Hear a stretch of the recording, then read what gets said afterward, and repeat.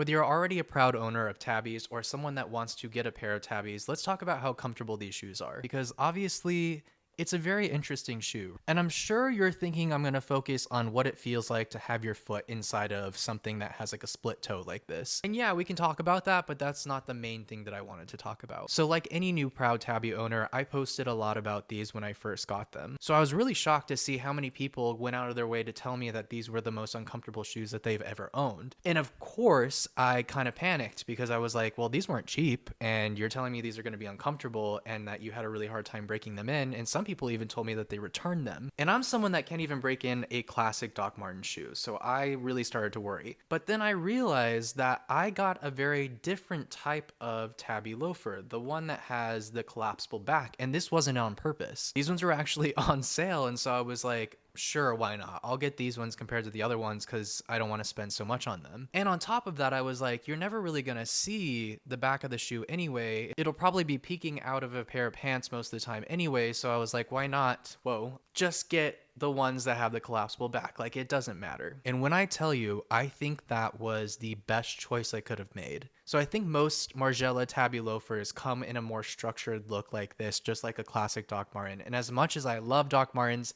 I can never break these in, and I have never actually figured out how to break these in. Specifically, this area right here always cuts into the back of my foot. But since the leather here is so soft and not very structured, I did not have a problem with breaking these in at all. So I highly recommend getting the ones with the collapsible back. And now we can briefly talk about what it feels like to have your toes split. It feels like your toes are split. Like, what are you expecting? Like, yeah, there's a little slit here, and if you're confused, your big toe goes here, and then the rest of your toes go on the other side. So it's kind of similar to just wearing a flip-flop or like a thong sandal, whatever you call it. It really doesn't bother me. I rarely ever think about it when I have them on, and I oddly find it kind of comfortable for some reason. But overall, I really love these shoes. I really don't wear them as much as I want to because I'm so scared of messing them up, because I know that the soles are a little bit more delicate, so I need to get them resoled probably sometime soon. And I don't know if resoled is even the right word for it, but it's basically just getting like an extra layer of rubber put on the bottom of these to make these last much longer. And it's not that they're made poorly, it's more of the fact that I think these are leather soles, so they just are a little bit more delicate. Overall, I really love my Tabis. I highly recommend, if you're thinking about getting a pair,